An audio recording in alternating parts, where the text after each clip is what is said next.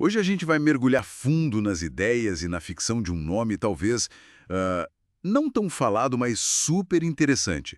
Han Reiner, um pensador francês lá do início do século XX, anarquista individualista, né? E ele usava a literatura quase como um laboratório para testar ideias de liberdade. Exatamente. E a gente vai ver como ele fez isso em duas obras bem diferentes, né? Primeiro, a Utopia Os Pacíficos, que saiu ali em 1914, e depois a sátira O Homem-Formiga, de 1901. Uhum. Para nossa conversa, a gente está se baseando num artigo acadêmico sobre os Pacíficos, um texto da época sobre a filosofia do Heiner e também o prefácio da edição brasileira de Homem-Formiga. Legal. O nosso objetivo aqui é sacar não só o pensamento radical dele, mas como essa ficção conversa com quem se interessa por ideias anarquistas, libertárias, sabe? Como ela serve para questionar o sistema e imaginar outras coisas. Então vamos investigar esses experimentos aí. Antes de ir para as histórias, acho que a chave é entender a base do pensamento dele, o tal do individualismo de harmonia. Individualismo de harmonia. Parece meio contraditório, né? Parece, né? Mas para ele não era um individualismo egoísta, não. Era mais uma ética que vinha só da consciência de cada um, sem dogma, sem tradição, sabe?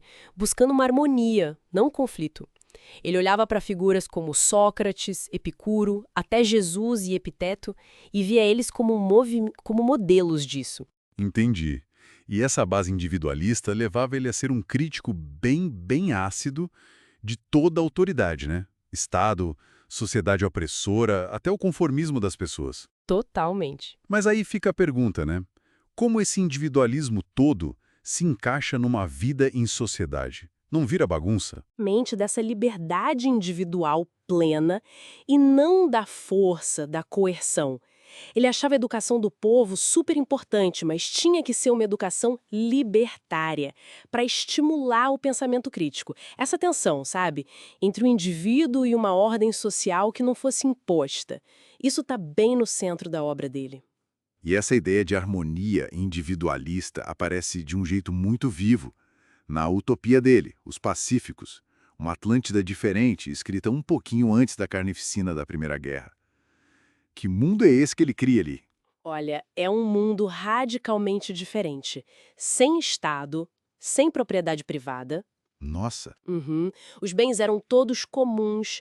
Tinha tecnologia avançada, mas usada para o bem-estar, tipo o pantoscópio, para ver e imprimir coisas do mundo todo, e até o onerogênio, o nerogênio. O que é isso? uma máquina de sonhos, usada até para eutanásia, mas de forma compassiva. E o mais interessante, eles chegaram nisso com uma revolução pacífica, sabe? Baseada em desobediência civil, resistência passiva, amor, liderada por uma figura chamada Nelt. É quase uma antecipação de táticas de resistência não violenta que a gente viu depois, né? Muito interessante. E educação que você mencionou? A educação, totalmente libertária, coletiva, ao ar livre, focada na descoberta, no exame livre, no desenvolvimento do espírito crítico contra qualquer autoridade, fosse o Estado ou a religião. Tem um diálogo ótimo da menina Telos com o narrador francês, o Jacques. Ela desmonta a lógica da obediência civilizada de um jeito, nossa. Que demais. Sem dúvida, essa utopia toda acaba servindo como uma crítica super irônica e radical à Europa da época, né? Ao militarismo,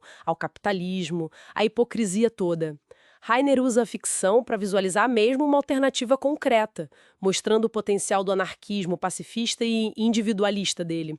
E quando os náufragos franceses tentam impor a ordem deles lá na ilha, só reforça a crítica, né? É quase cômico. Total. Saindo dessa Atlântida pacífica, que pulo a gente dá para o Homem-Formiga? De uma utopia coletiva para uma metamorfose individual bem esquisita. Um burocrata comum, metódico, o Octave Marius Page, então, vira uma formiga. Que jeito diferente de fazer crítica social, hein? Pois é, a premissa fantástica, mas abre a porta para uma sátira bem cortante. Pelos olhos do Peditão Formiga, o Heiner tira sarro das hierarquias, da violência. Tem uma parte que ele fala que prefere ver as formigas fazendo engenharia do que virando generais, tipo Alexandre e Napoleão. Boa. E ele explora até de um jeito surpreendente para a época, questões de gênero e desejo no formigueiro. O Peditan é chamado de macho transformado em neutro, e ele fica ali lutando com a nova realidade do corpo, da sociedade das formigas. E o interessante é que não tem aquele horror, aquela coisa nojenta que a gente vê no Kafka, por exemplo, né? É mais uma exploração dos sentidos, quase. Alucinógena, e que expõe o quão ridículas são as tentativas do Peditan de impor a lógica humana, tipo dominação no amor num mundo que não tem nada a ver. É hilário como expõe a nossa pequenez. Exatamente.